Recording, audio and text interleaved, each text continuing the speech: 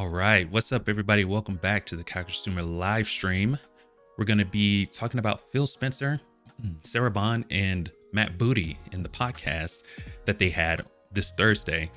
They covered a whole bunch of stuff. The things that we're going to focus on today are the exclusivity, which was a big thing. It had everyone losing their minds.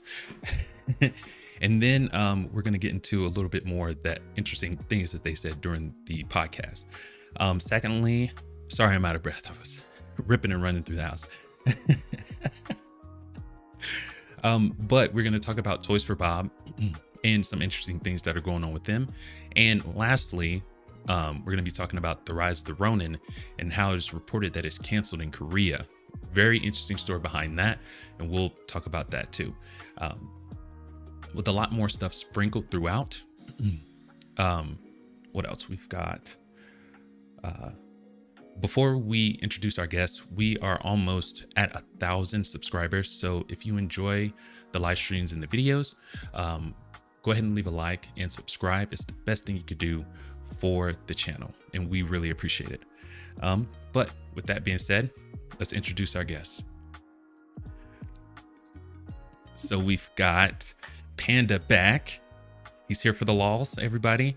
And then our sharp commentary coming from Gamer Geek. How's everybody doing this morning? Good. How are you? Very good. Pretty good, for sure. How about yourself? Awesome. Hey, Panda. How's it going? Pretty good. Pretty good. Ready for this live stream. I'm excited. Right on. Too. Yes. What games? I know we never really got into, like the before chat stuff, but what games are we playing right now? Helldivers 2. Yes, that's right. Gotta say. I totally forgot. Yes, I actually joined in on his live stream, and it was amazing. It looked super tough, and Panda. It's intense. Yes. It's intense for again, for the price of this game, $50. Of course, you can get the special edition that they came out with if you could find it. That was so but funny. $50 for a game that you're constantly in an action movie. Let's say a Michael Bay film, I would say. I mean, maybe over exaggerating a bit, but it was so much that my game started almost to crash because there was so much action going on. Wow. It was kind of amazing to watch, And of course, the whole, space and bugs and, of course, Starship Troopers. It's the whole parody of what the game's about. Yeah. It was. Yeah. That's what I believe Helldivers 1 parodied off, was just Starship Troopers. So it's good that they kept that same tone and violence and comedy action. That there's even points of the game where I'm laughing where you get hurt and the guy's like, "Oh, my leg!" And I'm like, "Oh my god." That's great. Oh my gosh. Have you seen the movie, haven't you? Because you say you hadn't, but I was wondering. I haven't, but I have to now. I have to now because of this game. Dude, it is so good. It has everything. It's got the interdimensional travel. It's got the alien bugs. It's got the blood and gore. It's got everything. It's so good. I would say the game, to what I've seen from clips of the movie, is almost a 1-to-1 reference. Yes. The bugs look the same. The creatures look the same. Oh yeah. The Starship Troopers, like, one-liners that they say is almost the same as what I've seen. Yeah. It's a good game. I really enjoy it. You get your what they say, the last stand feel, where you're trapped in a corner just trying to shoot all these bugs, and you're gonna make it, maybe. I don't know. But you went through a couple of those during the live stream, bro. Yes. Yes. That's so hilarious, dude. It's a good game. I would recommend it for those who are looking for something new right now, for sure. Okay. Right on. And Panda, or Gamer, what are we playing right now? I am actually finishing up Resident Evil 2 Remake. Very cool. Okay. And then my 15-year-old decided that he was going to start playing the other day. Nice. And he always makes fun of me because I'll get jump scared. And so I've been sitting in my room and listening to him, like, every once in a while scream, and then I'll just start busting out laughing. Yeah. And he's like, "I'm glad you made these tutorials because it's really helping me do my game." And he's almost done with Leon's campaign, so I'm kind of proud. That's very cool. Oh my God. You know, freaking Resident Evil has always been touchy for me, just because I saw the Night of the Living Dead, the black and white, when I was a kid. Oh, yeah. And so my biggest fears are heights and being eaten alive by zombies. So I've never gotten into the Resident Evil franchise, but I'm going to do it. Yeah. Just because I don't want to deprive myself of the experience. It seems like so much fun. And it really is. It really Resident Evil is a good title to start off with a good zombie fear. Yeah. Right on. My gosh. Let me see if I did this right. I hope I did. Oh, we've got some. Oh, nope, I didn't do it right. I tried. So what I was trying to do was get the chat going again like last time, but it's totally not gonna let me. It doesn't like us today, huh? No. Well, he fixed the audio today, and then now the comments aren't working. That's how it goes. Oh my gosh. Okay. Well, what I'll do is let's get into our first kind of big story. So the thing that was sending everyone over the edge was the exclusivity. The rumors came out, and some were backtracked, but you know, the truth, you know, a rumor will make its way around the world before the truth can put its shoes on, you know? So everyone's freaking out. Starfield was rumored to come, Gears of War and all that good stuff. But Phil Spencer, Sarah Bond and Matt Booty, they did a podcast on Thursday and kind of calmed everyone's nerves on that, kind of set the record straight, confirmed, and all that good stuff. And I'm so glad that YouTube has chapters now, so I didn't have to pre-record, I didn't have to download the video or anything like that.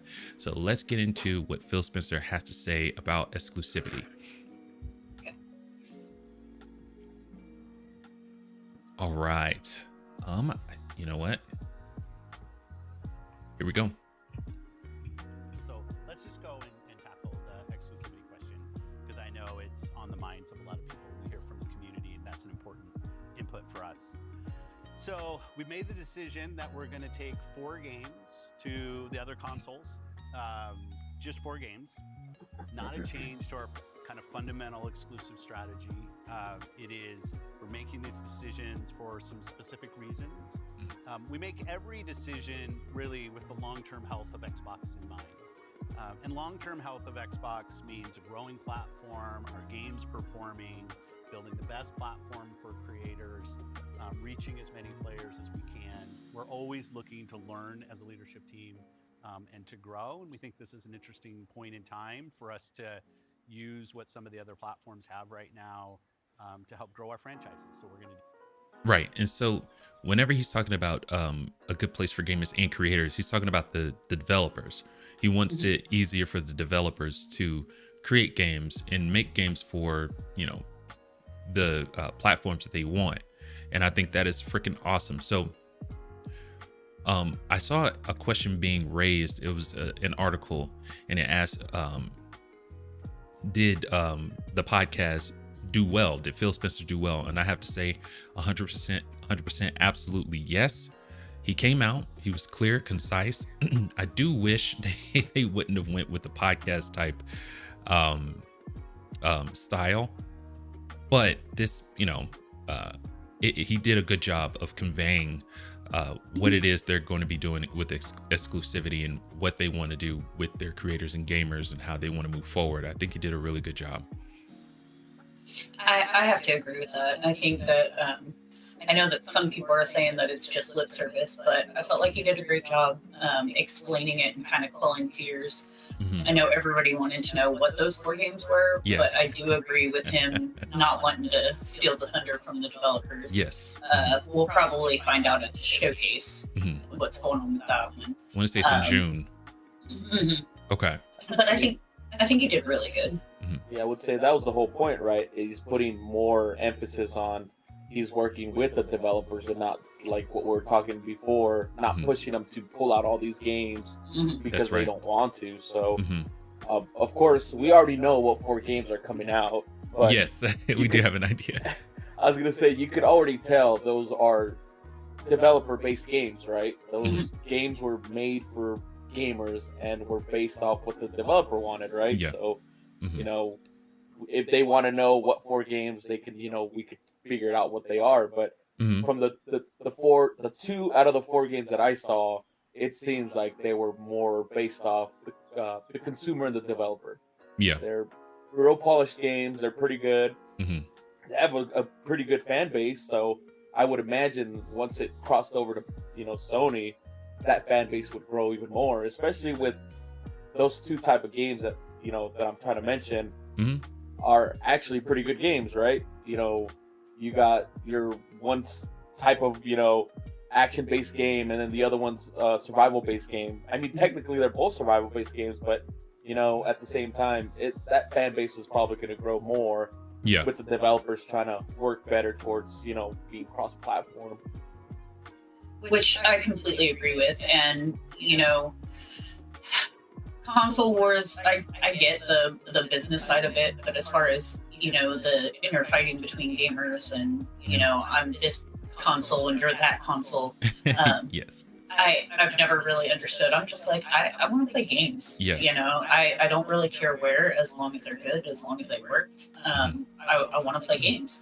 And I think that Phil is trying to kind of cross that divide a little bit as far as the community based, which is what he put emphasis on. So like those online games, the multiplayer games and stuff like that, so that more players can play and the games can be enjoyed by more people and the franchise can grow. Because if the more players you have, the more likely you have to have a sequel or updates or something like that. That's right. I think it's a great strategy. Yeah, I want to play games like I did with my friends and family back in the day, right? Like you were saying, Gamer, you know, you would have to borrow to play with them, but now with different consoles, I want to play, you know, 7 Days to Die with my Xbox buddy when I'm on Sony, or you know what I mean? Like I want to play something chill, something like that. So exactly, you know, like I mean, some people can only afford the one console, you know, and so it's nice to be able to get that, you know, shared experience. That's right. You know, like you know, I still have, you know, Army family. You know, I wish I could play with them because, you know, I'm stuck on my PlayStation and they're with their Xbox. You know, I have Xboxes, but my kid not licensed them, so it's not like I'm going to get on them. Right. So, you know, but it would be really cool, you know, being able to connect with, you know, your friends, whether they're on Xbox or PlayStation or whatnot. So, I like the strategy. And I think that PlayStation's missing a really good opportunity to kind of like see what Xbox is doing and kind of emulate their strategy in the same way, you know. But what I really hate to see is PlayStation is fighting Xbox on so many fronts when in reality it's just going to make them better, you know.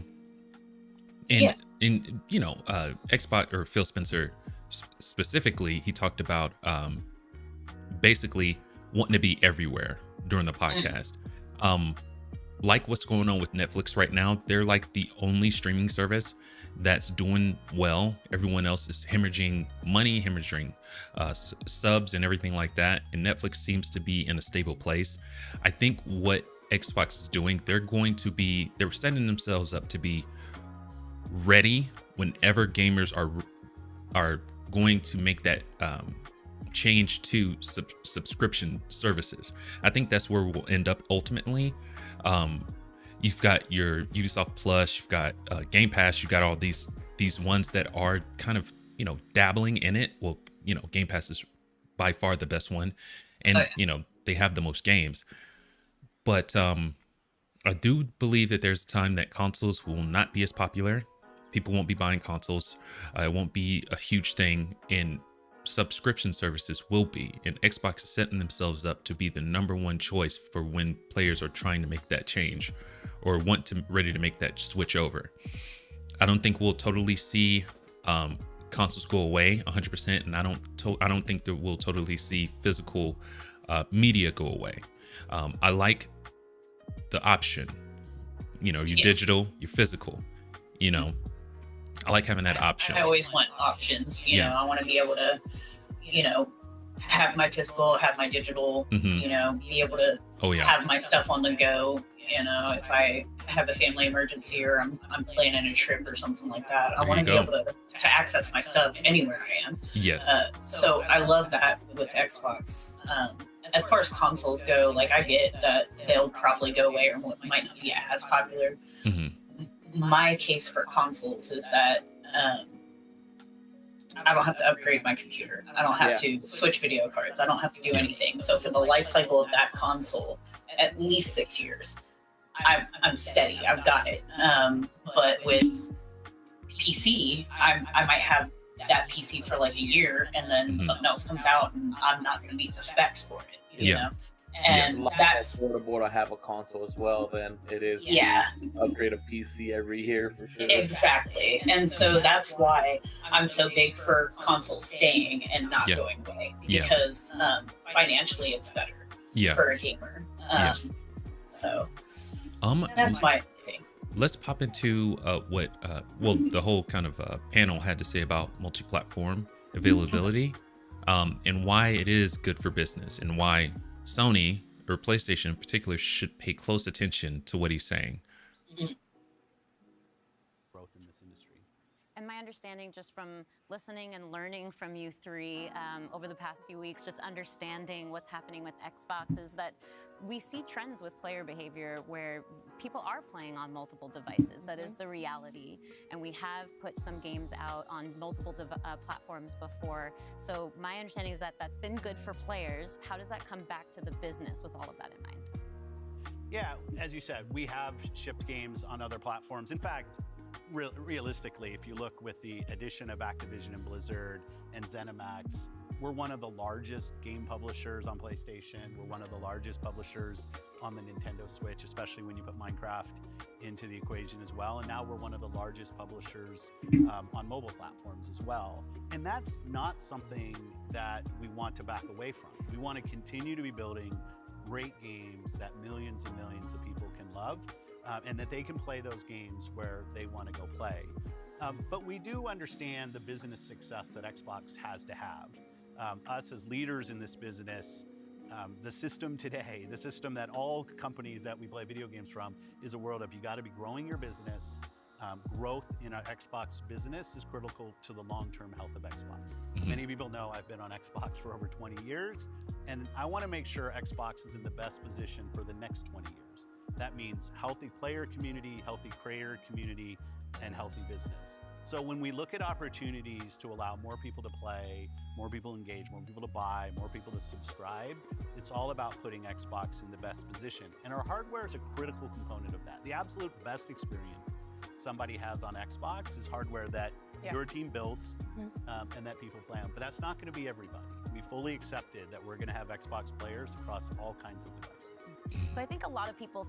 And I think that's really, really important. And I think that PlayStation should take note. Not necessarily, their exclusives, the reasons that people play PlayStation, but they've got a bunch of games that aren't their tent poles, that they could like really just kind of give out to anyone, kind of pepper the other platforms and let people know, hey, PlayStation is a valuable platform. You can play here, and we have, other titles, better titles, once you join our ecosystem, that you'll, we guarantee you enjoy. I think they should be taking that route, and they kind of are. I didn't bring it up, the video of PlayStation CEO talking about how they're going to make a harder push to get into PC, but I think he should diversify that. I think he should be pushing it towards Xbox also. But that's just me. I don't think it's just gonna be a PC push. I think it's gonna go towards Game Pass if you think about it, because Game Pass is on PC, correct? That's right. Yes.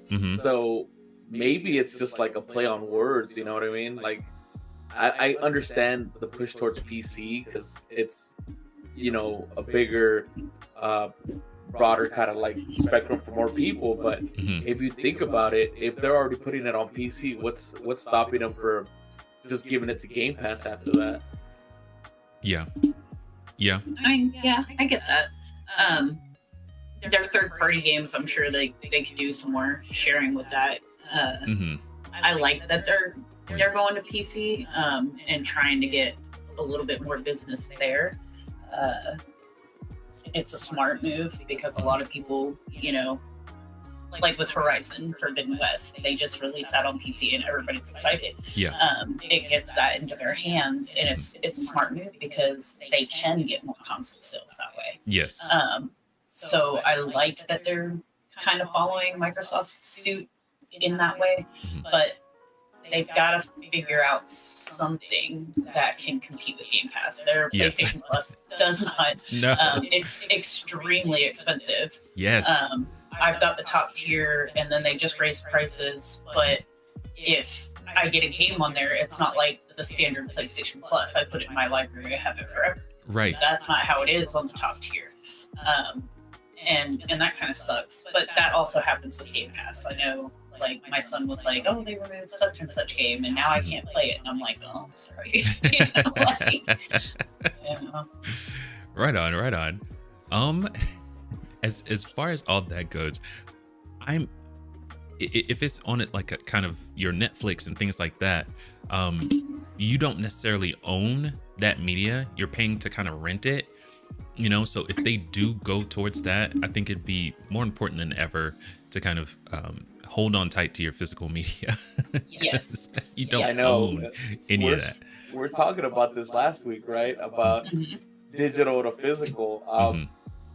Other than Helldivers, I went to go buy another game that I was looking for my PS4. Yeah.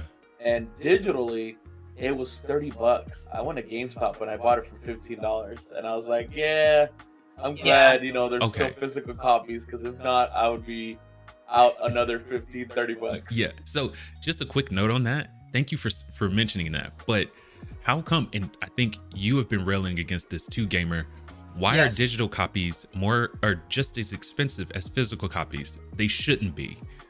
Exactly. You don't have to pay for the discs. You don't have to pay for the packaging. You don't have to pay for the printing for all of crazy everything. Too. It's so like you're paying a brand new game digital Yeah. when I could buy it brand. If I could find it brand new at Walmart for $15, half the price for, you know, a 3-4 year old game, and I'm looking in the PlayStation store or Xbox store for full price as it was still out, you know, when it came out. I'm like, damn, man, I'd rather, you know, look online, call a couple stores and see if I can find it. Yeah. Or if they have a shipping, I'd rather pay the extra $1 to ship it to my house to still save myself, you know, $15-20. That's right. Exactly. I always try to go for the cheaper route. But for me, I still usually always end up getting a physical copy of it anyway, because licensing changes. That's why games are leaving PlayStation Plus top tiers and leaving Game Pass. So if once they're gone, they're gone. Yeah. You're not going to play it without buying it. So eventually, I usually always get a physical copy, but my case for physical copies, and I'm actually going to be putting an article on my website about this, an opinion piece, in the next week. But Sony, you know, any other studio, any other manufacturer, they're not going to come to my house and take my stuff because the license went up. You know what I mean? Like, you know, Columbia can't come in and grab one of my CDs. Yeah. Once the license is up on like Apple Music or Spotify or something. Yes. So I think it's very important to have, you know, physical copies. It's kind of like back in the early 2000s when PCs were just getting, popular and getting up there and everybody started having one, we always made all these backups of all our files. That's right. Well, Yes. now we have the cloud, but I can tell you, I still have hard drives. I still have flash drives. Yes. With stuff backed up from 20 years ago. Yeah. And it's really important because, I didn't think I'd need something from 20 years ago, but the other day I did need something from 20 years ago, and I had it right there because I had it physically. Yes. Yep. Even if it's like a digital file, you have it with you. Yes. And exactly.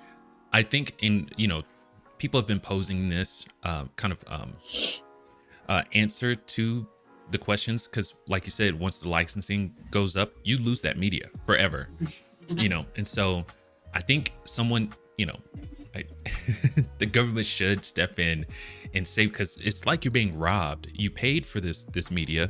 They're not giving you a refund in some of the cases that I've looked at, and they are able to take that media away from you. That's not okay. That should not be right. That's robbery, basically. Exactly. And I know you and I talked off camera about this, but it's like the Sony Discovery licensing being up. Everybody that bought stuff on Discovery is now losing it. Funimation, I know, is getting taken over by Crunchyroll, and their stuff isn't being refunded either. But it's because of the way that they worded those terms and conditions. Yeah. So they're able to get away with it. And I don't think that that's right. I think if I pay $40 for a season, 6 years later, I shouldn't have to worry about a license, going up and me losing that material. However, there's also the fact that, in this world with denial of service attacks and erasing accounts and all this other stuff, there's a huge case for having the physical media, or at least a way to get some form of backup. Right on. So that you have that material. But if you pay for it, think about it. The digital, you're just like we just said, we're paying the same price as we want to get physical, but we're paying for the convenience of having it anywhere we want at our fingertips all the time. That's right. Across multiple devices. Yeah. But if I'm paying the same price to get digital as I am to go get the physical copy, I should be able to have it forever. Yes, 100%. And you also got to think about digital uses a lot more space as well. It doesn't help out especially if you go digital console where it's less space or a little bit more space than a disc console. You're still losing either the same amount, if not more space, just to keep that game in your console. Oh yeah. Yeah, you really are. Yeah, and as far like what you were saying, I 100% agree with you on all of that. The digital version should be cheaper, and when you had mentioned it's the convenience, totally fine, but it still shouldn't be like a tit for tat. It shouldn't be 70 and 70. Maybe that convenience fee is $10-15. You know what I mean? It's something. Like, yeah. But it should be cheaper to have digital. Yeah. But there should also be protections for consumers when it comes to digital media. 100%. We're going to move into what they said about their next hardware, their devices going forward. As we know, they're not completely getting out of the hardware game. Xbox isn't. And this is what I want to say, Sarah Bond, I want to say she's the one that mentioned this, but this is what she had to say about their hardware. So we're talking about the role that hardware plays for creators, for the games and those communities. What about the role that hardware plays for us as a business for Xbox? When we look at our hardware, it really is, and Phil said this earlier, it's where you get like the most flagship seminal experience of Xbox.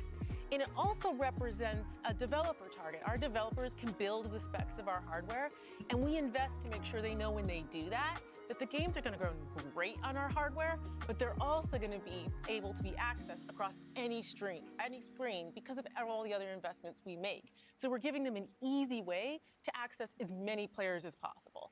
And we actually have more creators right now building for Xbox than ever before by nature, thousands of them by nature of those investments. And we got more to come. There's some exciting stuff coming out in hardware that we're going to share this holiday. And we're also invested in the next generation roadmap. And what we're really focused on there is delivering the largest technical leap you will have ever seen in a hardware generation, which makes it better for players and better for creators and the visions that they're building.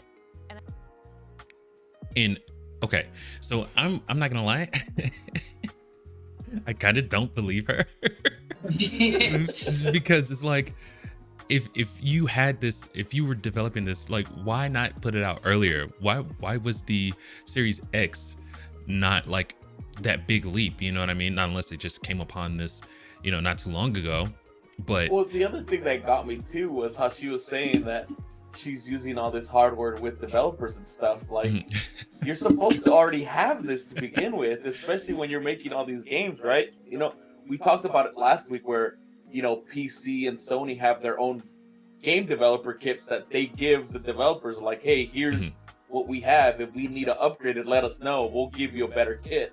But if that works, that's what you're gonna use. And if they're saying like, oh yeah, we're still working on that, it's like, no, you should have had that done years ago. Right on. Well, like, my thing is like, their consoles are declining right now. And I mean, on paper, it says that the Xbox is more powerful, but like we were talking about, how would a Halo look on PlayStation? I would say it would look much better. You know what I mean? In my opinion, I think it would look so much better. And then, not to mention the problems that they're having with the S right now, and, you know, games not being able to be ported over there. It's like, okay, this leap in technology would have served you so much better with the Xbox Series X, seeing as your consoles aren't selling that well. If you would have like beautiful looking games on your console, you know, that's one of the reasons why I stuck with PlayStation so long. From the PS1 on, their graphics to me have been top notch. That's not including PC. We're not talking about PC. I know we probably got some PC purists that will watch this, but I'm talking about as far as consoles. PlayStation, in my opinion, has always looked like miles ahead of Xbox. I kind of agree with that. To me, PlayStation has always been better on graphics, better on like virtual photography, runs smoother.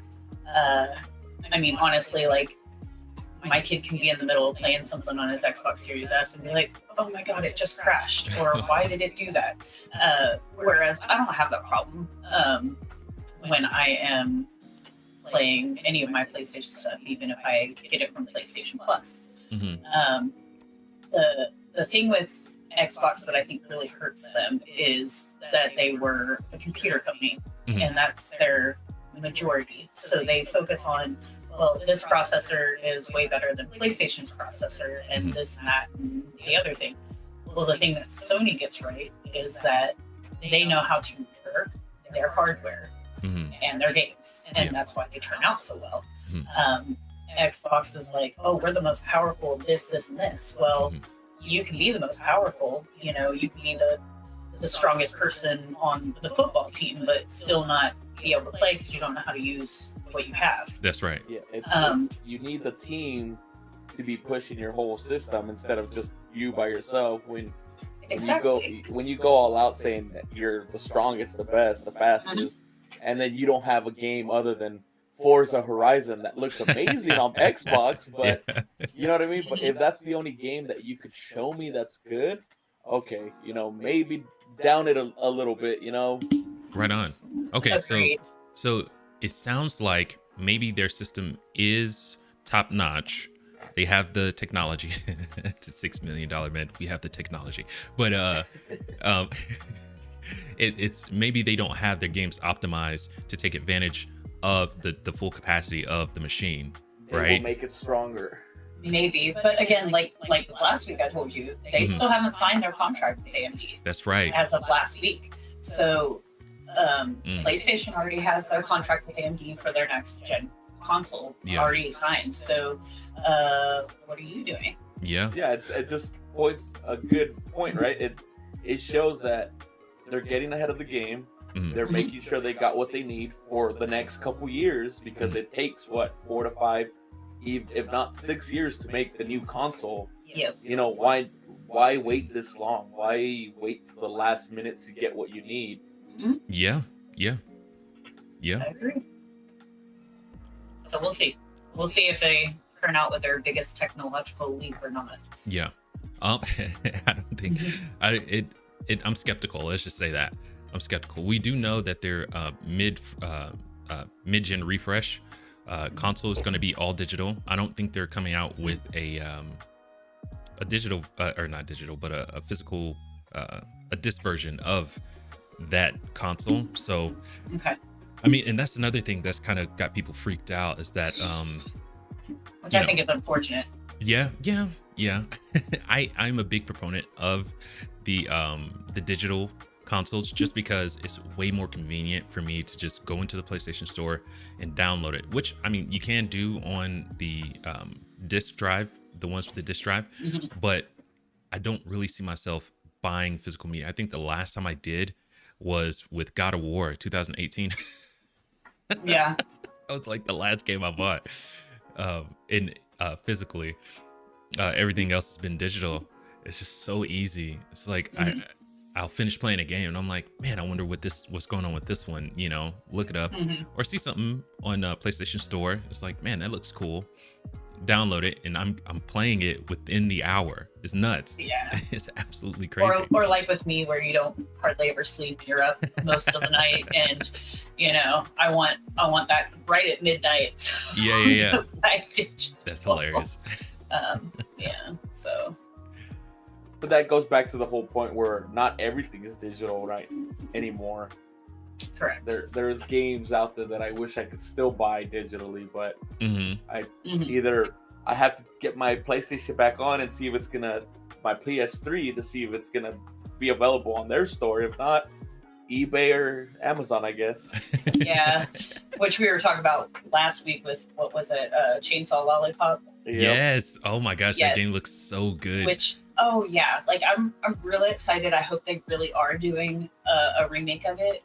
But once we were talking about it the other day, I was like, totally forgot about it. And now I want to buy it. I'm going to go hunt it down. That's so crazy. Well, all I know is it's a lot cheaper on Xbox and a lot more common. So if you have a 360. It is. I don't have a 360 though. So, but it might be on the backwards compatibility on the Xbox One. So maybe we'll check that out. All right. I think I have it figured out. Got to figure it out, I think. The chat. So let's get into the chat real quick. You got to catch up. There's a bunch. All right. Yeah. Yeah, there is. I replied in the chat earlier to at least one thing. Lord Beers, salutations, everyone. It's the weekly meeting of the Justice League of YouTube. You're way too kind, Lord Beers. Oh my gosh, dude. We have the Fox the Wise, Panda the Powerful, and lastly, Gamer Geek Lounge, the courageous hero. Like a modern day Wonder Woman meets Resident Evil. Hey now. There you go. Thank you. So good. She's blushing, guys. Come on. Oh man, I think that's the goal right now. They're probably playing a drinking game. Who can make it blush? Ooh. Here's Lord Beers with the anime recommendation. If any of y'all like anime, you gotta watch Ninja Kamui. It came out last week and it slaps hard like a WWF match in the 90s. That's the one that came out on Toonami, if I'm not mistaken. Yes, which it looks super good. Okay, it does. I plan to check that out this weekend, actually. Okay, I'm gonna have to do the same thing. I've been watching, what's that one where the ninja, he gets it's in Japan. This king makes him go to this island to grab this elixir that makes him live forever. It makes him immortal. I can't remember the name of it. I will, you know what? Before we get out of here, I'm gonna do that. We got one from John DBZ. There's more than one Starship Trooper movie, and there was an animated series for Starship Troopers as well.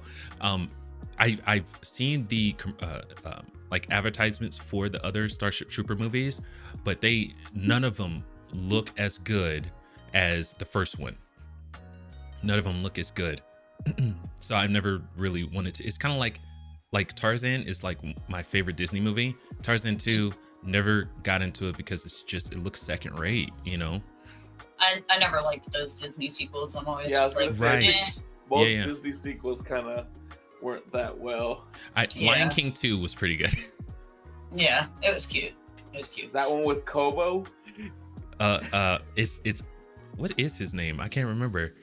But yes, yeah, the ones that looks exactly like Scar. Yeah, I think that's Kobo. Kovu. Yes. Yes. I'm so sorry. We got another one from Lord Beers. She's killing it in the Resident Evil 2 remake series. Yes, it's as addictive as eating a bag of chips, and we all know how addictive that is. I can concur with that. I know. I can't eat one thing of chips. No, it's like Pringles. Yeah. Another one from Lord Beers. Gamer Geek's son went into the family business. Does he have a channel? Not yet. I actually told him that he couldn't have a channel until he was 16. So right on. That's very smart. Yes. Yeah, and that's if he keeps his grades up. Right on. So it's so weird, right? Like when we were growing up, you know, it's be a doctor, be a lawyer or something like that, right? Yeah. But when we came of age, and it passed us by just a little bit, but now you can play games for a living. And if my son came to me and was like, Dad, I want to be a streamer, or I want to, you know, stream on Twitch, I'd be like, that's totally fine with me, you know? It is big business. You can make tons of money doing it now. Let me save up some couple bucks first. Exactly. I think my son's been talking about it since he was probably like 9 or 10 about how he wanted to be a streamer, and I said that's fine. I said, you know, you just have to make sure you graduate high school. Yeah. And keep your grades up and stuff like that. And then you know, when you're 16, I'll help you launch a channel. That's so and cool. Stuff like that. So that's the plan so far. Okay. That's freaking awesome. I love that. Yeah. I'm not sure what this is in reference to, Lord Beers, but he says, "Good one, Panda." I don't remember. I don't remember either. I wish I would have gotten it up. Sorry, guys. It's okay. I freaking dropped the ball. Lord Beers, you made him a first aid spray he couldn't refuse. That's a Resident Evil reference. Yeah, like I saw the funniest meme the other day. It was like, oh, my leg got chopped off, let me use this magical spray. You know, because in 7 and 8 you are constantly like losing limbs as Ethan Winters, and it's insane. Like with his hand he loses it, he like staple guns it back on, throws some liquid first aid stuff on it, and I'm just like, I don't know what that is, and then his hand starts moving back to he's like nothing happened. Like, you don't have to connect blood vessels, you don't have to connect nerves, you don't have to connect tendons, just slap that thing on, staple it, and pour this liquid on it, and you can move it. The more and more I looked into that game, the more and more those little scenes kind of like gave away the real story about that game. I'm not gonna ruin it, because if Dark Fox is gonna get into this game, it'll at the end of the game you'll be like, what? It's a whole M. Night Shyamalan kind of thing. I'm sorry. Yes, it is. I've already backseat game that one, Village. Yeah. Village. Yeah, but 7 you'll get some surprises. Oh, no way. Okay. Right on. Here we go. Preach it, brother Fox. It is highway robbery. Yes, and I believe that's in reference to, you know, them taking your games away, even though you freaking paid for them. Lord Beerus again, Gamer Geek is right. Once you pay, then it should be yours. No limits. 100%. Yes. We're reaching the end here. This is the second before last one. Excellent point, Panda, about the space.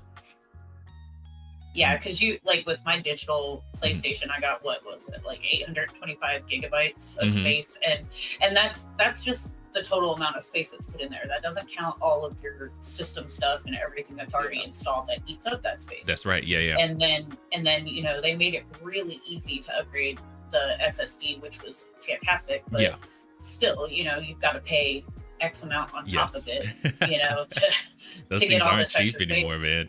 No. Well, the prime example that I had was I bought Modern Warfare 2. I bought both a disc because they gave it to me for Christmas. Yeah. And then I bought it digitally. Digitally, I think it was a little over 65 gigs. Just digital. That's child's play now, man. It is. And then disc, because it was on a disc, it was only 14 gigs. And I was like, that's a big difference if I want to go digital. Yeah. Oh, yeah. Last comment here from Lord Beerus. Personally, I don't trust digital for many reasons, including this exact reason the three of you are talking about. I'd rather get physical copy and it's mine, and they can't do nothing about it. 100%. Right. Yep. For me, it's more the convenience of it. It doesn't run better necessarily. There are no like perks or anything like that. That's why I don't think it should be as the same price as a physical one. But it's the convenience of it. It's being able to go to the Play Store and download it, and I'm able to play it within the hour, you know. And that's all for the comments. Let's move into Crash. We've got Crash Toys for Bob. A report came out about them shutting their studio down. And what did you say about that, Gamer? I said that what it turned out to be, which we were all pretty scared when they said they were shutting down Toys for Bob. But what it turned out to be was they were a small studio anyway, and they were actually renting a former airplane hangar, which is a huge amount of space. And at the time, they only had like 83 or 86 employees or something before they shut it down. Their lease was ending anyway. Yeah. So that's something that we didn't get to see in the media when they said that Xbox was shutting them down. Yeah. So it was a relief to see that it was because their lease was up and they're looking for a smaller space. Right. Xbox is still behind them and wanting them to work on things and such like that. They did get rid of employees. They went down to like 50, which you had mentioned earlier as well. So I totally get that. They don't need an airplane hangar. You know, Right. I've been in many an airplane hangar and they are huge. You know, 83 people in there. Like, what were y'all doing? Did you have like a football field in there for lunch breaks and stuff? Right on. Like, it was just too much room anyway. But so I agree with them shutting down that and not renewing the lease and finding something else. But again, Microsoft's dropping the ball because when stuff like this is happening, they're breaking news and everybody's just running wild with their own theories. They're not saying anything. That's right. Yeah. You know, and waiting for a podcast, I can see on the exclusivity and everything like that. But Phil was just like, "Oh well, it's been 3 weeks. I'll tell you something soon. We're listening, but we'll get to it later." That's like, ugh. Right. That was so freaking funny. It's like, come on, Phil, great guy. I can see why, you know, people who are in the Xbox ecosystem, I can see why they love him and defend him so hard, because he's such a down-to-earth guy, very smart, but he's able to, you know, reach the layman people. You know what I mean? Like, I don't know what teraflops are, but I bet. Oh, you don't? Yeah, Phil Spencer would be able to kind of break it down and explain it to me. You know what I mean? Yeah, but it's just like the higher you go into the space, like, you know, people didn't know gigabytes before, right? Any of that, and those the teraflops and speed. I get those. It's just the teraflops. Oh my god, I heard that and I was like, are we driving a spaceship? What's happening right now? I know. Freaking flops. Oh my god. Even the first time I heard that years ago, I was just like, wait, what? What do I need to learn for this computer class? So I get what you're saying. Oh my goodness. But let's get into the article real quick. Sorry. Okay. No, you're good. Because I'm all over the place right now. That's okay. Right. It's Saturday morning. Yeah, I know. Oh my gosh. Toys for Bob has new projects in the works and Microsoft supports them. So, you know, everyone thought that they were getting shut down. You heard them shutting down their studio, their office, and then they were losing people. So everyone was like, oh god, they're shutting down the studio that owns, well, I mean, Xbox owns them ultimately, but you know, the ones that have Spyro and Crash Bandicoot. So everyone was like freaking out. It's like, and one of the things, whenever I was looking into this article, I've had a PlayStation 1 forever, but back then I wasn't looking at the studios. To me, like whenever, you know, it booted up and then the studio would come on, I'd be like, gosh, just get me to the game. I don't care. You know what I mean? Yeah. Exactly. Nobody cared about the studios before. Right. Even still, sometimes I'm just like, yeah, that's great. You know. Yeah. Sony studio. I don't care. Get me to the game. Yes. Screen, you know. So I had no idea that Crash Bandicoot was a Naughty Dog game, and Spyro was a Insomniac game. I didn't know that. Oh my God. So I was Isn't that like, neat though? it's tragic just because, you know, freaking now they're owned by Xbox. When they Yeah. they I popularized, think what happened they with helped Naughty anyway. Dog and Insomniac is they weren't making so much when the PS2 came out, so they had to sell their big titles to Right on. Oh, keep afloat. Yeah, That's brutal. Activision. Yeah. that's so brutal. And now look at them. You know what I I mean? know. Now I'm pretty sure if they could, they would probably buy them back. Right in a on. heartbeat. Yeah, because now all we're looking forward to is remakes, and not just remakes, freaking remakes of The Last of Us. It's like, dude, come on. Yeah. It's like for the past like 3 or 4 years, that's all they've been doing. It's it. the It's Grand Theft Auto saga again. But with Grand Theft Auto, they come out with new games. With the Well, Last no, of Us 'cause series, Grand Yeah. Theft Auto was on the 3, and they just keep remaking it until it came out on the 5. but, So that's but what It's really true. They have they've had a decade and 3 consoles that they've released on there, and they're just raking in the dough. They're just like suckers. I'm not gonna lie, I did it too. I bought all 3 of them for all 3 consoles. Yeah, we have them too, right on. Okay. and for multiple consoles. Yeah, what that's the gets thing. me. It's oh man. There's only one game I've done that with, and that was Shadow of the Colossus. Mhm. Um, That's a good game. hopefully they remake it. I don't know if they remade it for the PS5 yet, but when I first played it on the PS4, absolutely fell in love with it. The story and everything like that, and even how tragic it is, was amazing. But if that'll be the only game that I buy for, you know, different consoles. Anyway, That's cool. when Microsoft announced that 1,900 people from the gaming division, mainly Activision Blizzard, was going to lose their jobs, Toys for Bob, Skylanders Crash Bandicoot Trilogy was amongst the ones hit the hardest. There were even rumors claiming that the studio might be shut down for good after they closed their office. Fortunately, it didn't happen, and now the Crash Spyro YouTuber, Canadian Guy A, has told us more about the fate, of Toys for Bob. It turns out they did shrink quite a lot, and went from 86 to 50 people. Them closing the office was planned thing, with the lease running out for an old airfield hangar, which were much too big for them. I think that, never mind. As they wanted a remote solution instead, which, you know, for their kind of job, they don't really need to be in the office.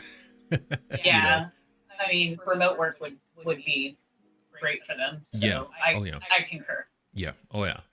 It also claimed the studio does have projects brewing, and they could end up growing again as Microsoft is dedicated to Toys for Bob and their IP. So don't worry. So I'm looking at the. I always worry. It's my wheelhouse. Yeah. So I don't trust you guys. Oh my gosh, this is true. I gotta say though, Xbox has. To me, they seem more upfront and honest than PlayStation does. So I can take their word further than PlayStation. PlayStation has been really on a tear with their reputation as of late. It's really they're sad to very see. up and down lately. Yeah. I hate to see it. But that's what we're, you know, dealing with right now. Like I said, just give me my games. And I want them to work, and I want to be able to play them. One of the things. So I mean, I'm looking at the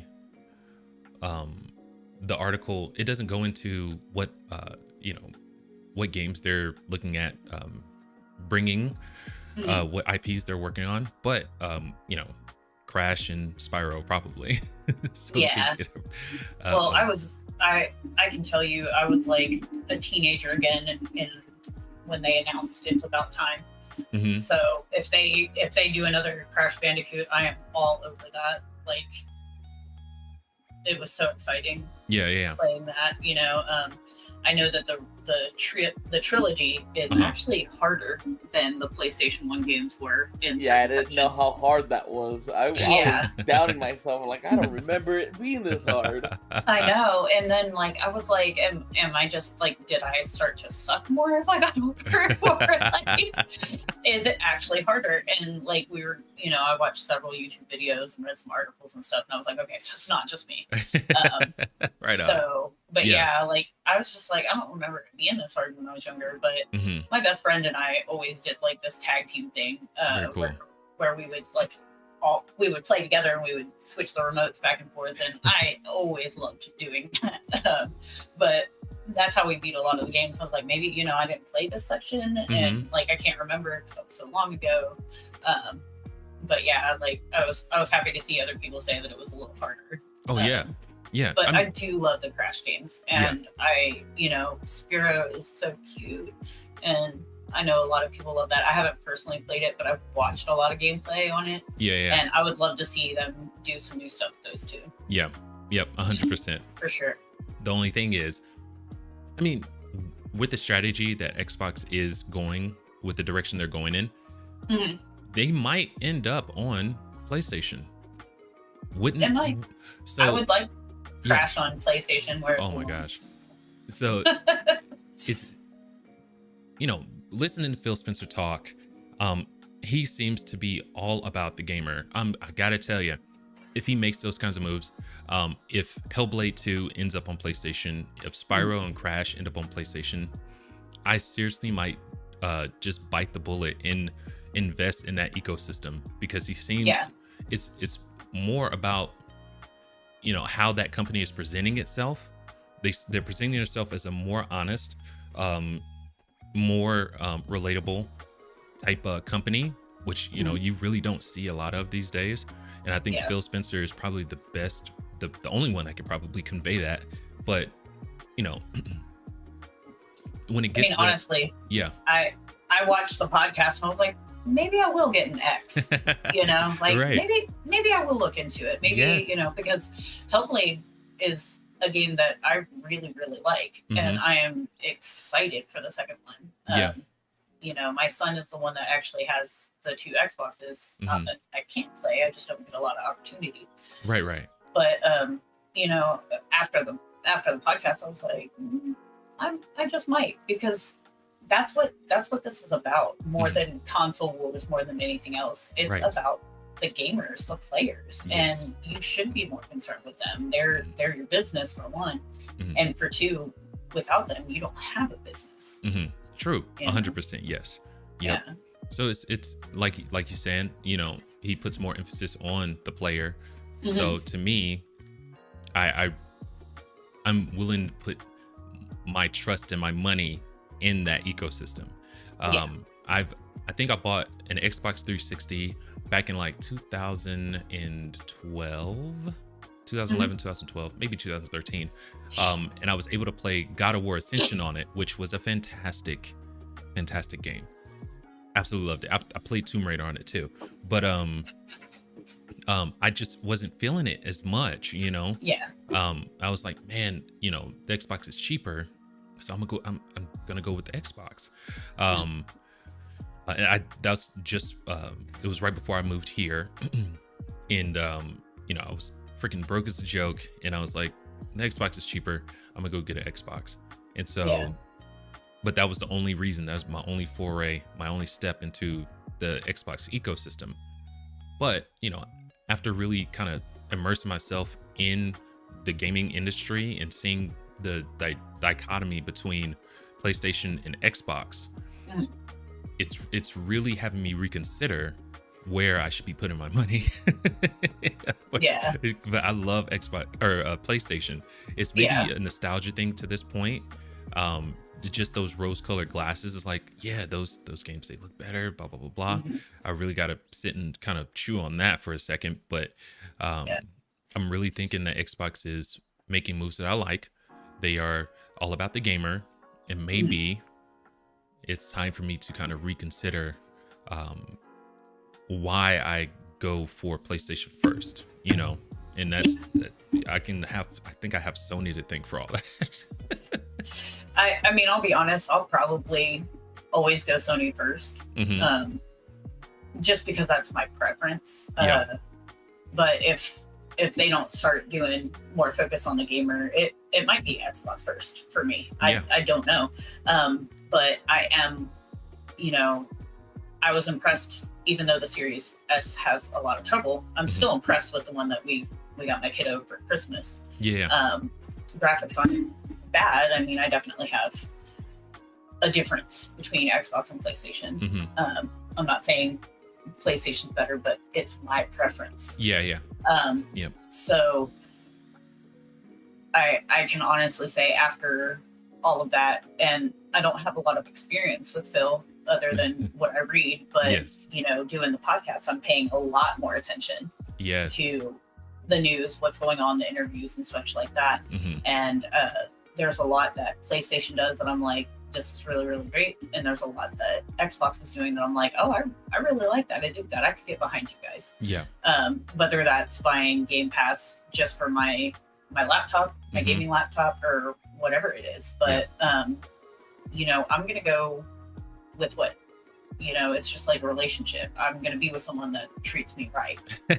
I like that. You know what I mean? Like, because for a lot of us, gaming is a way of life, not just a hobby. Other people, it's a hobby. For me, it's a way of life. It's a passion. I was lucky that I grew up in the 80s. I barely remember it, but, you know, I had the original, you know, we even had an Atari and everything. But one thing that I can honestly remember is my parents never told me stop gaming. They never discouraged it. They never, they bought me everything that they could. Yeah. They encouraged it. I remember being like 30 and my dad's like, what do you want for Christmas? You know, and I'm like, I want this video game system. He's like, people always love video games. And then like it would show up at my house and I'd be like, seriously? Like, you know, that's what I grew up with. And so for me, like it's always been that way since I was like 7 or 8. You know, it's always been video games, and Nintendo is a huge part of that for me. So I'm always going to have Nintendo too. But I like being able to have the options. I like being able to play the games. There's going to be stuff that runs better on Xbox. There's going to be stuff that runs better on PlayStation. Stuff you can only get on one console. I don't mind being a 3-console home, but I want to be treated well as a gamer. So you always want to make sure you have that spectrum of what you could do, right? You don't want to just be held for one. I mean, I that's how it was before too. You know, you had your Sega, your Nintendo. Now, you know, you got your 3 main consoles now. It's Nintendo, Sony, and Xbox. As long as, you know, they're all doing well, I think it'd be nice to, you know, dabble in one another, not just be one specific console and then, you know, like you said, you know, be that one person that's like, oh, you know, Xbox this, Xbox that, or oh, Sony this or Sony that. You know what I mean? And that's what makes it harder for people. It's if you have those kind of people just, you know, going forth and just being like that, it just makes harder for anybody to be in that same kind of like suit with an Xbox or PlayStation or PC or Nintendo. Exactly. Like if more people were just like, this game is awesome, not, oh, it's this system and the games are all better on this system, you know, like just let's play the game. And let's enjoy the game. Let's talk about the game. That's a really good point. Let's do this or that, you know. Just open cross-platforming for all. Exactly. Put games on all the systems. What's that meme from Naruto? The 2 clan leaders shaking hands in PlayStation and Xbox. It's like, dude, that is the end game. Hopefully, that's what I want. That would be great. Like, there's competition, healthy competition, and then there's like all out war against each other, and I'm just like, come on, guys. And it seems that the Sony's the only one that's stuck in that mindset. I'm sure we would have hit crossplay a lot sooner. If you know, PlayStation would have got on board, but they are so old school back then. You know, I think they saw. I don't get why crossplay is such a big deal to Sony. That I've never agreed with. I'm just like, you're right. And then the fact that I think some of this stuff came out during the FTC when it was revealed that Sony, you know, if you don't make like $1 million with them, the dev has to pay Sony. What? I think I saw that. I saw that during the FTC. I was like, if you don't make a certain amount, while this is on our platform, you pay us. It's like, hold on, that's pretty messed up, dude. That's rude. You know, it's like I'm already like paying to have it on the platform. It's like you're putting these extra kind of chains on me. Like, what if I just love making games and I don't expect it to make so much money, you know? Exactly. But Xbox is not that way, you know? Yeah. They're not like that. It's kind of like Xbox is great in that respect, and then Sony's great with the fact that they're like, hey, there's no limits, no time, make the best game that you can. Right. Here's the money that you need to do it because we want great games on this platform. Mm-hmm. So I think that they could both learn from each other for sure. Oh, 100%. Sure. Now, with that being said, I'm pretty sure I read it somewhere. Please, someone correct me in the chat if that was incorrect. But I do remember reading that. But with that being said, we'll move on to Rise of the Ronin and it being canceled in Korea. So there's a certain part in the article that kind of gives a little bit of insight into it. But what I deep dived into the conflict between Japan and Korea, and it's freaking nuts. But let's get into the article real quick. All right, so it says Sony reportedly cancels Rise of the Ronin launch in South Korea. Oh, I'm in the wrong freaking window. Here we go. South Korea launch of Team Ninja's upcoming PlayStation 5 exclusive Rise of the Ronin has reportedly been canceled. And I hate when they do that. You know, when you lead with this, it makes it sound like they canceled the entire game, which is not true. I can't stand when they do that. But Korean community website Relaweeb, spotted by Eurogamer, reported that Sony Interactive Entertainment Korea confirmed the game will not be released in that market, either as a box release or via PlayStation Store. The news follows several reports by Korean outlets that the game had been pulled from Korea's PlayStation Store and almost all promotional videos had been removed from Sony's PlayStation YouTube channel for Korea. And this through GameIndustry.biz. Here, let me grab by James Batchelor. That's funny. According to Ruliweb, hope I'm pronouncing that right. Sony did not give a reason for canceling the launch, but is believed to be connected to the comments made by the game's director Fumihiko Yoshida regarding 19th century scholar Shoin Yoshida.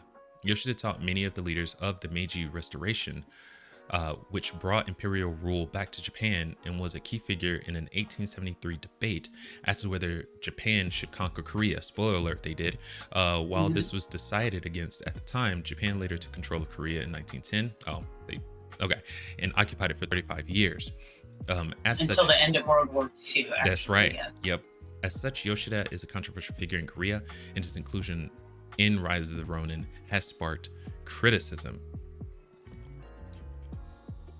Absolutely nuts.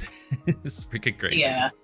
Well, they've got Sony supposedly did an update and said that they had never had intentions of releasing it in Korea.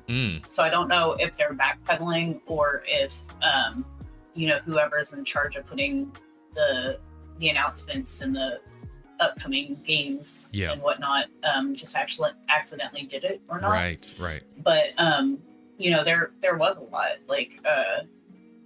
He was a military strategist. He was later killed, but he had a big influence in Japan and played a role in them, basically invading and taking over Korea. There were also not sounding sensitive, but basically military sex slaves. Right. Him. Yes, I saw that and it freaking threw me for a loop. Oh my god. Exactly. And so they really did a lot. It's kind of like Japan and Korea kind of had this treaty and they came up with basically restitution, kind of like how the US did with the Japanese camps that they made here during World War II. There was restitution paid and everything. So they've done that together. But I do think that it was probably a sensitivity thing. Yeah. Like, I don't want to bring up all these old wounds or bring Right. up like this family animosity. People are like, well, it's just a game, but you've got to remember when a culture has been through trauma, when a culture is being taught one way, and that person or people or country are being portrayed in this good light over here, Yeah. it could cause a lot of problems. 100%, And yeah. you don't want to inadvertently start another conflict between the two countries. So I think maybe Sony is being smart about this. Right on. They're saying that they had never intended it to be released, but I don't know that I believe that. Right. I think that that's a backpedal and oh, we just made a mistake. I don't know why it was showing up in that store. Yeah. You just need to be honest. 100%. Yeah. You know, again, like we were saying, you know, there's PR, and you do have to take care and be sensitive and stuff like that. But at the same time, like, don't lie. Just be like, you know, we honestly didn't think about it. We had no idea. You can even say, I had no idea that this was a thing. Right. You know, just honesty is going to get you a little further. Yeah.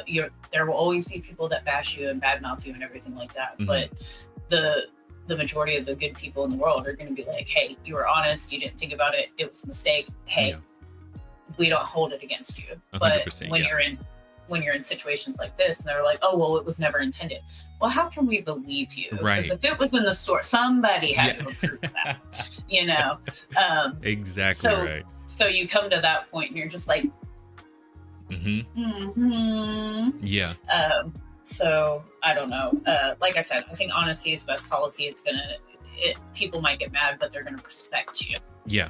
Yeah. And your brand is going to be a brand that they can trust. Yes. Versus being like, oh, well, we don't even, how did that happen? Like, you know, it's like your 5-year-old. Did you eat that cookie that was on the counter? No. Yeah. When it crumbs all over their chin. Yeah. So not cool. Not cool, Sony. Not cool, Sony. Goodness gracious. And I mean, like you said, with everything that happened with that basically invasion during 1910, you know, it was, you know, the sex slaves for the military men when, you know, but it was also, you know, to participate in the Japanese government, you had to get rid of your name. You had to do certain things. Your historical, your history basically was kind of wiped away. They try real hard to wipe away the Korean history. And so when it's running that deep, oh boy, it's like, it's hard. Yeah. And the only thing that I would want to is they probably won't get into the occupation of Korea in the game, you know, but if they were to create a game like that, you can't show yourself as the hero. You have to create a protagonist that's fighting against the Japanese to beat them out, you know. Exactly. But as far as it being, but like you said, I don't like the fact that it was put on their Play Store. I don't like that. It's like, exactly. And then you're saying, oh, it was never meant to be there. It's like, okay, well, I can't, you know, how can I believe you on that? You know, the history of your guys is just, it's too fresh. I mean, shoot, that wasn't even that long ago, you know? So it's like, I know, it's bad juju. Think about it. We still have wounds from Pearl Harbor, and at this point, pretty much everybody that was alive during Pearl Harbor is not here anymore. Right. You know, but like my grandpa was at Pearl Harbor when it got bombed, and you know, like when September 11th happened, I was at my first duty station. Yeah. And to this day, it's still very traumatic. For me. So one of the things that I remember most was my grandpa saying, I told you guys this was going to happen again. And then him reliving that horror of being at Pearl Harbor. He was just like, you could see the whites of their eyes when they were flying. And I was like, oh my God. Like, it was crazy. But think about that. You know, I have an issue, and that was 2 generations ago. So how could the South Koreans not have the same issue? Yeah. North Korea is not going to let this stuff in their borders, so it doesn't like that's not who we're talking about right here. But you know, it got into their story. You obviously that was an intentional thing or a huge oversight because you weren't paying attention, and you probably should research maybe some of that stuff. Yeah. So. Right on. I don't know. That one's a that's heavy. That's a heavy one. It really is. I didn't mean for it to get this heavy. When I try to keep it light and you know, like a beignet. Which, you know, not all of us are aware of this stuff. So like it at first, like it didn't seem all that heavy to me. I was just like, you know, well, I know about the occupation and I know about some other stuff. But then I looked into it deeper and I was just like, whoa. Yeah. Like it's brutal. Cool. Yeah. Absolutely brutal. So, I mean, games aren't what they used to be back in the day where it was just to play and you got some skills and stuff. Now we're getting historically accurate stuff. Yes. Or based on true things. And so I think that's something that we need to be a little more mindful of, not only as developers and companies that put out these things, but as gamers. Oh yeah. So I distinctly remember a time I was playing Metal Gear Solid 3 and I was, you know, got called on in my class and I was able to answer questions from the Cold War. Yeah. And my teacher was like, how do you know that? And it's like, I'm playing a video game, okay? And it's covering that kind of stuff. It's like she was super surprised. That was like the only part that I did well in that class, and it was from a freaking video game, you know. It's freaking awesome. That's okay. It's just I remember parents saying video games are gonna rot your brain. Well, guess what test I just passed, Mom? Yeah. And like you were saying about your parents, they never badmouth video games or anything like that. My mom never did either. That's good. You know, really so good. I grew up in a very game forward environment. And I really appreciate my mom for that. Really appreciate my mom for that. She was awesome. Absolutely. My brother never got into I appreciate my parents for that too. Yeah. My brother's of course I spent a lot of time outside too. And I know it's in sports. we all know. did. Yeah. But gaming on the weekends, don't mess with me. I'm playing whatever. I'm not gonna lie, I missed curfew a few times because I was like, we cannot stop this level. We've got the momentum. I know I'm not gonna be able to play this great tomorrow. Yes. But my dad was actually pretty cool about it whenever I did. Right on. That's awesome. Let's get into some more comments. We have this one from Lord Beerus. One thing that always gets me, I'm sure you all remember buying a new game back in the day and getting that instruction manual, yes, and having the fun of reading it and getting excited for the game. Yes. 100%. That was like the best part. You open it up in the backseat of the car while your parents are driving home. You're reading it, getting all hyped up. Yes. Oh yeah. We got another one from Lord Beers. Even the 2-hour Lunar games on PlayStation 1 had cloth maps. Yes, they used to give you things with certain games. Yeah. Like I think one of the last few in the past like decade or so that I remember is it was honestly Lego Harry Potter. Right like on. It gave you, you know, with the Nintendo DS, you got like a stylus with like a Lego block square on there, and then you could have like Harry Potter figures put on it. And, that's cool. Yeah, and so I remember, you know, what my he's talking about, like back in the day, we would get cool things with video games, and now it's just like, here's your disc. I'm gonna have to open or, up. Or you have to spend $40 extra. Yeah, for the. So you can get some stuff. Yes, right. Oh my God, they've gotten really out of hand with that. Original soundtrack, necklaces, etc. That's quality that makes it magical for the players. Bring that back as a courtesy to gamers for the money they spend on your games. Yes. 100%. Another one from Lord Beerus. Speaking of multiple consoles, do you remember the Soul Calibur 2 game and it having exclusive secret characters only available on certain consoles? Yes. Yep. So you either had to buy or rent all versions. Yes. Oh yeah. It's like Spawn was relegated to one, and I can't remember who else they had. I think they had Assassin's Creed for Xbox, and then they had Link for the Nintendo. Very cool. Yes. Which That's is crazy. cool. Like, I like that, you know. It's like that players are gonna get excited for, you know. Well, Mortal Kombat did that a couple years ago too, where they had Kratos for PlayStation, and Yes. that I think they had Master Chief for Xbox. Yeah. Dang. Okay, I didn't know that. I think they did, and like there was something else for Nintendo, but I cannot remember for the life of me. Oh, that's hilarious. I didn't know that. But yeah, it was pretty cool. Like, I like stuff like that, and you know, I think like with pre-orders, like I know especially Mortal Kombat will do it, where you get like a specific character if you do the pre-order. Yeah. But I think eventually, it might be years later, but eventually sometimes they'll give you the option to go ahead and go buy that character, which I think is a good idea, and I think they should do that. Like, you know, hey, it's been a year and a half. Let me go ahead and release this character on the other console. Let these people have it. Yeah. You know, like, you've already gotten your exclusive. You've already gotten your money's worth out of the exclusive.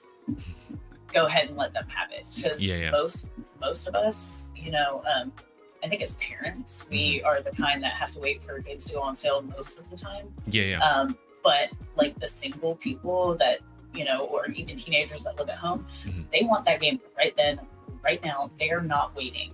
So they're going to get it on your console. But if you eventually open it up, you're going to have a lot more fun. Yeah.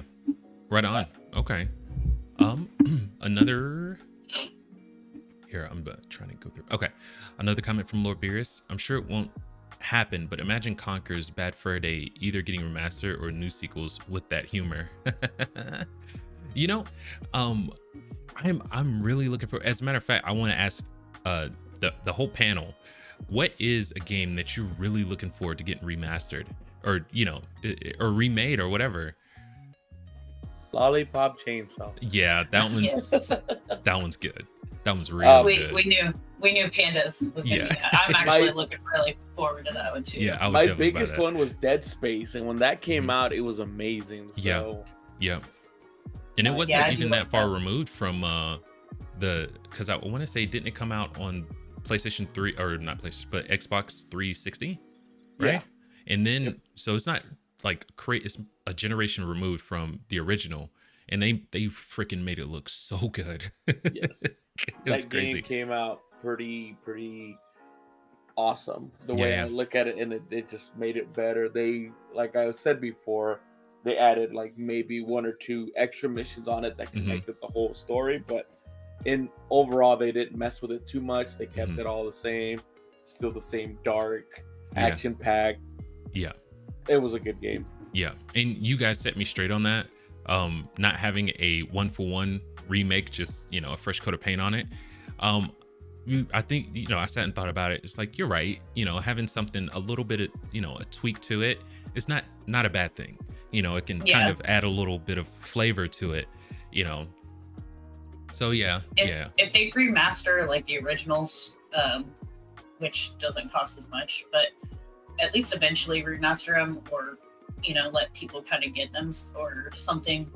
I really like the remakes because modern day graphics, and then they add more stuff, or they might take stuff away that people really enjoyed from the last story, but they might be adding stuff in that explains it a little better. Okay. That they understand in hindsight that they didn't have the first time they made the game.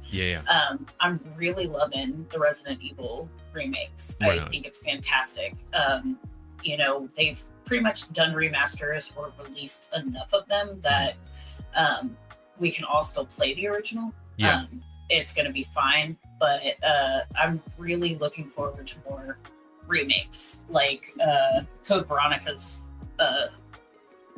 it's a canon, and it's not a main game necessarily, but it's got a huge following, a huge fan base. And I think almost everybody has been asking for that one, and even Capcom did a poll on votes and stuff, like, what do you want to see remade? Honestly, I want to see them all remade in the RE engine. But you know, we've got remasters of the original and 0 and all that. They remade 2 and 3 and 4, and so 5 definitely needs to be remade. There's a lot in the gameplay mechanics. I'm just like, this is not cool. 6, nobody really liked that, so That's what I there's hear, probably yeah. a lot of opportunity to go in there and change some things. That's but hilarious. I do love originals, and I love the remakes, but it's kind of cool being able to bring it to a new generation or use new technology and realize the game in a way that you couldn't when it came out. Oh yeah, 100%. Yes, For me, it would be sign that it gets. Yes. It would be Jack and Daxter, that the whole series 1, 2, and 3. Yes. It's a good series. The thing I'm wrestling with is whether they should go realistic or if they should stay to its like kind of cartoony kind of look to it. Yeah. I mean, look at the way they did Crash Bandicoot. I think if they do that kind of way, it would look amazing. Yes. That's an even better example than I was gonna give. I was gonna give Kingdom Hearts 3, how good and sleek that looks. Not a lot of change to the overall design, but it's a lot cleaner. Looks so good. So yeah, Jack and Daxter for me. I think Konami will come to a crossroads where they're going to just have to remaster all of their old IPs because they don't have anyone there left that can make good new games, so. But yeah, I'm looking forward to Metal Gear Delta, Metal Gear Solid Delta, and hopefully they decide to do Metal Gear Solid 2, 3, and the whole gamut. I'd love to see all of them, but I think they will. But I think the reason they're starting with 3 is that's where like the series kind of begins, So we might see them redo all of them. But we got a comment from John DBZ. Beerus, they did that with Mortal Kombat as well, which yes, which you guys did, because I've seen the characters. I didn't know that they were for specific consoles though. I didn't know that. Here's one from Lord Beerus. Crash and Spyro belong on PlayStation. It's where it belongs. I 100% agree. I 100% agree. But I don't mind it being on other platforms. Me neither. It needs to be on PlayStation. Yes. Where they belong. Lord Beerus says, good point, John. Yes, about the Mortal Kombat. Here's John DBZ. Just got back from making food. Did I miss the X-Men thing? X-Men thing. Oh goodness. I don't know. Maybe talking about the games. With the way everything is going right now, I am really looking forward to Wolverine from Insomniac, but I don't know if they'll do it justice now. I don't know. And then he might be referring to the new X-Men 97 that came out on Disney Plus. I've heard all the controversy surrounding it and everything like that. But I don't have Disney Plus, so it's not like I can kind of take advantage of that anyway. But I was a huge fan of X-Men back in the day. Jubilee was my favorite. She was my favorite because I don't know why, but I liked her powers. They were I don't know why. I was always big on Storm. Oh, right on. She was another good one. But as I matured, Wolverine became my favorite X-Men. Beast was also a big one for me. Nightcrawler, maybe it's blue. Maybe it's because I love blue. I love Nightcrawler, and I loved Wolverine. I used to watch cartoons. I had all of the card collections. Yeah, I was big into Xbox, so it's like or not Xbox, X-Men. Yeah, no worries. No worries. That was not a promotion, guys. She's not sponsored by Xbox. Okay, calm down, everybody. But I mean, I don't know. As far as the new stuff coming out, I like my old stuff because no one okay. So on Twitter, the first episode has been open to critics for Avatar: The Last Airbender, and everyone seems to hate it. And they gave their specific reasons. One in particular that comes to mind is that, they pay little, lip service to the original Avatar, but overall they're doing their own thing apparently, and that's not at all what I wanted. and that speaks to a bigger kind of problem with these creators that take these IPs. They don't care about these stories. They don't care about these characters. But they are more than willing to use them to, for their fan base, to tell the story that they want to tell and not stay true to the, what we actually want to see, Yeah. And I mean, I can understand changing some things or taking liberties with some things, but The Last Airbender, I mean, there's a reason that it got a live action movie. There's a reason that they're giving it a live action TV show. There's a reason that it got the spin-off, The Legend of Korra. It's important. It's loved. It's a big opportunity. I normally go into remakes or TV shows, live action or whatever. I usually go into it with the mindset of it's standalone. But I think that it needs to honor the source material. Right. Or it's not going to work. Right. You take these characters that you loved and you're just like, well, I'm going to do what I want. That's not how you get the old fans along with the new fans. That's right. And I think that's why Sonic was so popular and Mario. I think that's why they did so well, because sure, there were a bunch of Easter eggs, but the ones making it, they knew the assignment. They knew what we wanted to see, and that's why I loved the Mario movie. I love the Sonic movies. They gave me Supersonic. They gave me Supersonic. I've kind of always wanted to see that in live action form. So, hey man, you got me hooked for number 3. Oh, I know. Like number 3 is not even a question. If right. you sold tickets today and you guys haven't even started it, I will go ahead and buy it right now. This is so funny. Like when Sonic 2 came out, I can't remember where I was, but my family was out somewhere but I went and watched that movie without them, and my son got super mad at me. Oh yeah. He got so bad. He was like, "You went saw that by yourself?" Oh, bad dad. And I was like, "Come on, dude." Don't do that. Another we do have quite a bit of comments. We're gonna get through all of them. No, I don't believe they mentioned it, and this has come from Lord Beerus. No, I don't think they mentioned it yet. It definitely should be addressed because that trailer was fire. Nice. I didn't get to see the trailer, and it's on Disney Plus, so I won't be watching it. The only thing that's really got me super interested about the new stuff that's coming out is the Knuckles show. Yes, I'm excited to see that. I will pay like 1 month of Paramount Plus just to watch the Knuckles show. I think you could do a free trial. Just wait for the show to be released in full, and then you can binge it and ready to go. That's right. That's how you work it. Right on.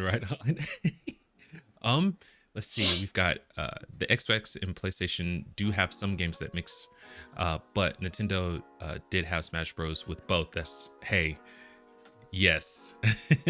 That one was a really big one for Nintendo, and that really kind of along with their Pokemon games and everything like that, but that one right there really solidified them as a freaking party kind of fun, family friendly, you can play with your brothers, sisters, cousins, you can come and have a good old time with this. And it was also like, hey, serious gamers, we can be serious too. Like they have competitions with it. Right on. Stuff. Oh my gosh. So, it ended up being really great for them. Yes. Oh yeah. And then adding in the new characters and things like that, you know, that people wanted to see and love to play with. That's awesome. Another one from Lord Beers. People take the console wars way too nuts. I agree. It's supposed to be a friendly rivalry like Ken and Ryu or Goku and Vegeta. Well, now Vegeta and Goku now, but then there's extreme gatekeeping that ruins it for everyone. That is very true. You have someone who's like, just getting into gaming. Imagine someone's just getting into gaming and, they look online and try to figure out which one would be best for them. And these kind of the fans is you've the got ones the fans that are fighting between them. It'll absolutely turn someone away from buying a console. It's like, you know what, forget this, I'm just getting PC. For real. And become a part of the master race. John DVZ, You learn a lot in general with games. I've learned more history in Hades and God of War than my college class. Yes. Yes, you learn a lot. But you can. Yep. Oh yeah. And if you're a nerd like me, you'll go research the stuff later Oh. while you're doing it, because I have to have the knowledge. Yes, and for me, obviously, they took some liberties with God of War and the Greek mythology, but it gives you the desire to go look this stuff up for yourself, right? And whenever they came out with the Norse realm for God of War, I went and I freaking sucked up everything that I could, paused about learning all that stuff. Yeah. And it was freaking cool. Norse mythology is way cooler than I thought it was. I was all Greek mythology. It really is. I'm big on anything Viking though, because my dad did our genealogy and traced us all the way back there. There you go. So it's just kind of cool. I'm just like, yeah. I probably have like a 0.0003% of Viking in me now, but it's still cool. I've always loved like ancient Egypt, so when Assassin's Creed Origins came out, I was like, I'm all over that. And I love that they get the history in there, and they'll take their liberties with stuff, but I love it. I like to be like, ooh, was this true, or what's the deeper story behind this? So that's very really cool. love it. We've got another from Lord Beerus, Legend of Dragoon and Legend of Legai. Oh my gosh, you guys can't see that, can you? Here, I'm not even gonna pretend to say that, because my dyslexia is just going wild on that. Here, I'm gonna look. Legaia, maybe. That sounds right. Here. Lord Beerus will take a month to get back to us. So. No. I'm just kidding, dude. Oh, okay. Here, this is what we have here. Oh, yes. Okay, now I remember. Legend of Legai. I can honestly say I've never played that game. I haven't played it, but I do remember it because I had people that had that. Okay, that's freaking cool. It looks good.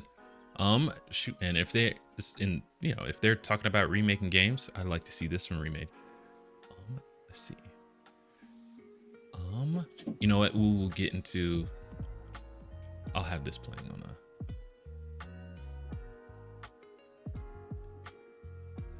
Let's see. I don't know if they'll be able to hear this, but look at that.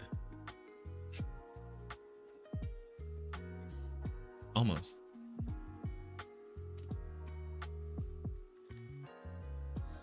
You guys seeing this?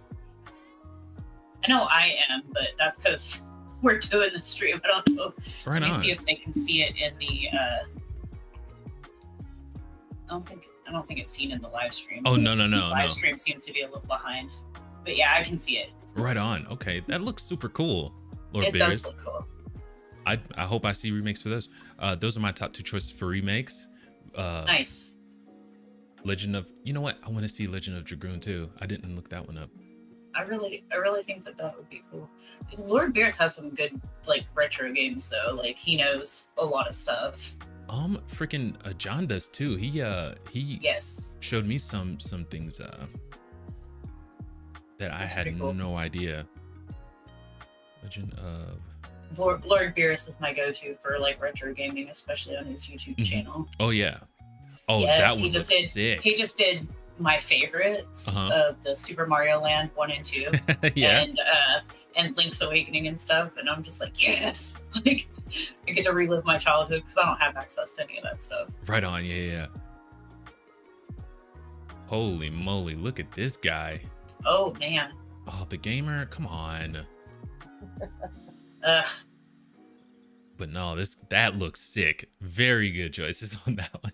Look at that one. It says The Legend of Dragoon on PS5. Go down 2. Right there. No, over. To your right. This one? Yeah. Gamer it? Yeah. Okay. I'll use. That one you can kind of get out of. Thank God. Yeah. Here we go. Okay, so Legend of Dragoon's PS4, PS5 reception proves Sony is leaving money on the table without a remake. Huh. The Legend of Dragoon has finally been added to PlayStation Plus Premium, ending its long drought of unavailability. The announcement of The Legend of Dragoon's debut on PlayStation Premium caused widespread excitement as longtime fans eagerly awaited any news surrounding the title. The Legend of Dragoon is a first-party title for Sony, originally developed by Japan Studio for the PlayStation 1. Given the overwhelmingly positive reception to its debut on PlayStation Premium, Sony is leaving money on the table. Right on. Okay. Okay, yeah, because they have the classic content that you can get when you get into the higher tier. Right. I believe you can like kind of stream them. But yeah, I might have to. Yeah, Okay. I might have to check that out because I've got that top tier. Thanks. Yeah, no kidding. No kidding. Okay. Two great choices. Holy crap, bud. We've got one from John DBZ. I wish for update version I'd put Breath of Fire on that list with Vendel Hearts, but never will happen. Maybe. Let's hope. We're from Lord Beers. Of course, the Resident Evil Queen wants all Resident Evil games remade. You know, I wanna do, you know, like I said, I'm gonna do the whole series at some point, and I'm hoping to do it over this year. Yes, it's the look. Lord Beers and John DBZ, they're like, it's like, hey. It's like, but Lord Beers says, did you say Vendel Hearts? Wow, it's very rare to hear another fan of Vendel Hearts. That's so funny. Deep cuts happening in the comments. That's awesome. Lord Beers, which Breath of Fire, John? I love this. And John says, you can look back at some very old games that would be cool now, but would take a long time to deal with. Just look at how much they put into Final Fantasy VII. Yep. That is true. And then Lord Beer says, true, John, true. And then John WZ, what old game would Geek and Panda pick that would be a wish list game to update? You know, I was honestly really excited about the Tomb Raider remasters. Yeah. The originals. Tomb Raider was always a big one, especially with my sister-in-law. We really bonded over that game. Yeah. So I kind of already got my old game. Yes, I know. Yeah, and also they had already redone Crash Bandicoot and then gave us a fourth one, which was really exciting for me. Yeah. So I've kind of gotten my older games that I wanted from when I was younger. They redid Resident Evil 2, which was my first PlayStation game, period. It was Resident Evil 2, then Crash Bandicoot, and then Parappa the Rapper. Hold on. And so those were really fun. I mean, Parappa the Rapper. Oh my gosh. I know. I just aged myself. Oh my gosh. But I got that in the demo from a magazine back in the day. Yes. Oh, I missed those demo discs. Yeah, I was gonna say there's a game on a demo disc that I don't remember what it was called. I gotta look for it. Right on. And it was on the PS1. I know one of them had like this little tank that would talk a whole lot of crap. Oh man, I gotta find it. That's great. But yeah, I mean, I actually did get pretty much everythting remade that I already wanted. Like I said, I want them to redo Resident Evil 5 so bad, and Code Veronica. I really do wish that they would do. I know that they did like a remaster of the original Resident Evil, but I do wish that they would redo it with the RE engine and give it these graphics and like, you know, kind of redo everything. So right on. Okay, that's freaking great question. Yeah, I love their questions, their interactions. And Lord Beers agreed. He says, "Excellent question, John." Lord Beers, I'll remember that later, Miss Jill. I bet you will. Thank you. John DBZ, Beers and me being the older gamers in chat. Yes. You guys are bonding now. Yes, I love that. And so, let's see. Okay. Lord Beers, he teaches us how to pronounce Legend of Dragoon and Legend of Legaia. Legaia. Yeah. Okay. Legend of Legaia. Or Legaia. Legaia. Oh, gotcha. Legaia is how they're pronounced. They're PS1 JRPGs. See, Lord Beerus is good. He always helps you out. Yes. Another one, John, I have great taste in old games, 100%. Yes, because he is Lord Beerus, of course. He does. John DVZ, retro games is okay, Beerus. I let you pop by my place anytime to play Pac-Man on my arcade table. That's so dope. Oh, whoa. John, do I get an invite too? Obviously, yes. Being serious. I love me some Pac-Man. Lord Beerus says, no joke, Dragoon and Lagaya have been talked about for remakes and sequels for years, like probably over 20 years, I think. It's a cash cow, but nope, Sony won't do them. Yeah, they're too busy doing remakes of The Last of Us. Yeah. Ridiculous. Lord Beerus again. After 2 years. Yeah, I know. That's what kills me. It's like I still bought the remaster though, part 2, because it was only $10 for me because I already owned it. Right. So why not? That's like a DLC right there. Kind of, I guess. It's all, yeah, I guess. But it's the price of the DLC. I went for it. I had gift cards from Christmas. So. There you go. Right on. So you basically got it for free. I did get it Resident Evil 0 needs a remake. Yes. That really, really does. And I really would love to see that one too, because it's got a lot of Rebecca in it. And I think that Jill's wildly popular, but they don't utilize her very much in games. They never really have. And Rebecca has been the one that's just completely overlooked. She was like, I want to say like 19 or something, fresh graduate, super intelligent scientist, and she was like the doctor for the STARS team, and I mean she's been in a lot of the movies, but I think that they should definitely utilize her more, bring her into some more stuff. I would kill for like a Rebecca, Jill, and Claire game. Oh shoot. They're probably listening. They'll probably give that one to you. Freaking, I'm telling you. Oh my gosh. There's a ton of those Resident Evil movies out there. And I'm not talking about the live action. Yeah, the CGI ones that Sony themselves does. Yeah. Like when they put out Death Island, you didn't have to, I didn't even need to see a preview. All I saw was a picture. It was Leon, Chris, Jill, Rebecca, and Claire, and I was like, I'm sold. Like, here's my money. Go ahead and take it. I don't even need it. I don't care what it's about. Just it's got them. Give it to me. Right on. Lord Beerus, again, he says, can you all imagine the 3 Super Mario Land games getting a remake with the same graphics and engine that the Link's Awakening remake had? They've been doing so good with the remakes. Like, well, I mean, Link's Awakening is gorgeous. I'm actually going to do that on my channel. Right at on. Some point. Yeah. So it looks so good the way it was remade, and it's so cute. Little Link. Oh, John DVZ says, I have a full arcade, so you can pop by. Sure, but I think you would spend most of the time looking at the console. I've collected everything in the past 30 years. Dude, that's so awesome. I would spend a lot of time fangirling, and it'd probably get you, like, you'd probably take about a week to get me out of there, but yeah. I know. It's like a museum. Right? If it wasn't for Rebecca, and this comes from Lord Beerus, if it wasn't for Rebecca, the team would have probably been unalived because she made the antidote quick in the mission. Yeah, she did. And it was like they did a callback to that in the Death Island movie that they released last summer. Yeah.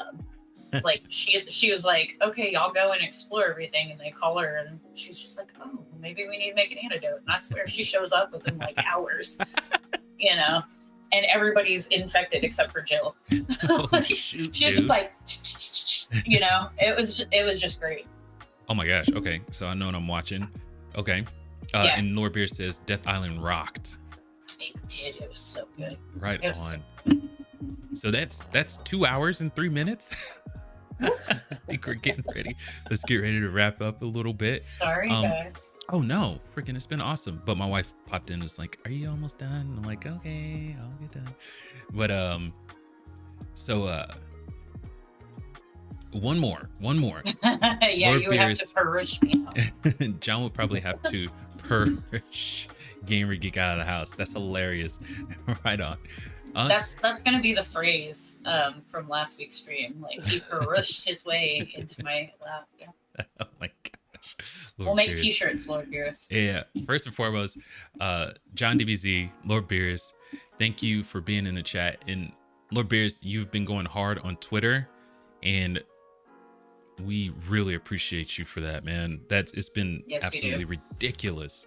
I've been watching that, you know, freaking what you're doing almost brings me to tears, dude. Seriously. But any last notes, Panda? You got anything to sign off for us to sign off to? Oh man, I don't think so. Okay. It was fun. Yeah. Yes. We discuss a lot, that's for sure. Yes. I'm hoping for another one for next week. We'll probably have a lot more information as well, but it's fun. This is exciting. I like learning a lot, and then the going back and forth between all three of us in the comment section. Yes. It's Definitely exciting. Yeah. And Panda brings a lot to the table with his knowledge and his jokes. Oh yeah. Yeah. He's like the fundamental gamer guy. I'm telling you. If you guys seen his room, you know. I know. I gotta get a cam, man. I gotta find a good one that can show the whole room. Right on. There you go. Gamer, anything to sign off with? Actually, I think that's pretty good. You know, I just always have so much fun. I could talk to you guys for like hours. So Yeah. You guys make we it could probably so go on another 2 hours. So yeah. Right on. And I have nothing. We'll talk offline, but I'll go ahead and get this wrapped up here in a second. See you guys. All right, guys. You guys have a great one, and we'll see you next week. Thanks for joining, guys. Absolutely. Right on. Thank you, everyone. Like we said, specifically, Lord Beerus, John DBZ, you guys make this even more fun. We have an actual panel now, but thank you guys for showing up. Really appreciate it. For everyone else, if you are in the chat, not saying anything, we really appreciate you.